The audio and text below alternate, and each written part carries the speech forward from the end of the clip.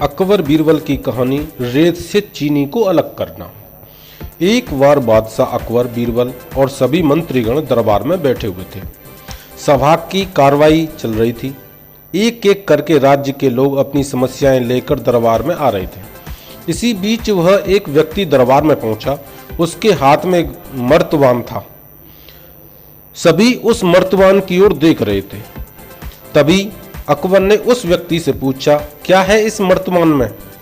उसने कहा, महाराज, इसमें चीनी और रेत का मिश्रण है। अकबर ने पूछा, किस लिए?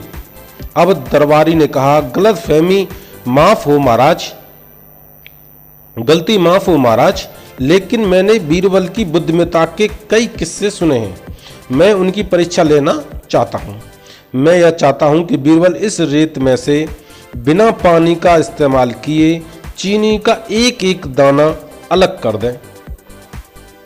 अब सभी हैरानी से बीरबल की ओर देखने लगे।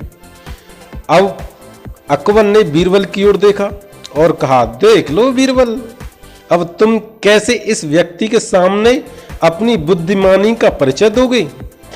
बीरबल ने मुस्कुराते हुए कहा, महाराज जय हो। महाराज, हो जाएगा, यह तो मेरे बाएं हाथ का काम है। अब सभी लोग हैरान थे कि बीरबल ऐसा क्या करेंगे कि रेत से चीनी अलग हो जाएगी। तभी बीरबल उठे और मर्तबान को लेकर महल में मौजूद बगीचे की ओर चल पड़े। अब बीरबल बगीचे में एक आम के पेड़ के नीचे पहुंचे। अब वह मर्तबान में मौजूद रेत और चीनी के मिश्रण को एक आम के पेड़ के चारों तरफ फैलाने लगे। तभी उस व्यक्ति ने पूछा, अरे यह क्या कर रहे हो?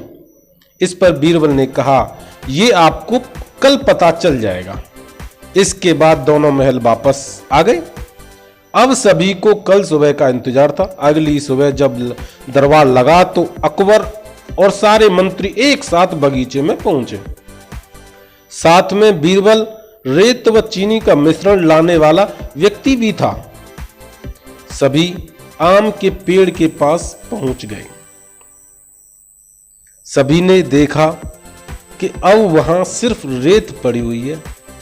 दरअसल रेत में मौजूद चीनी को चींटियों ने निकालकर अपने बिल में इकट्ठा कर लिया था और बची कुची चीनी को कुछ चींटियां उठाकर अपने बिल में ले जा रही थीं। इस पर उस व्यक्ति ने पूछा, चीनी कहां गई?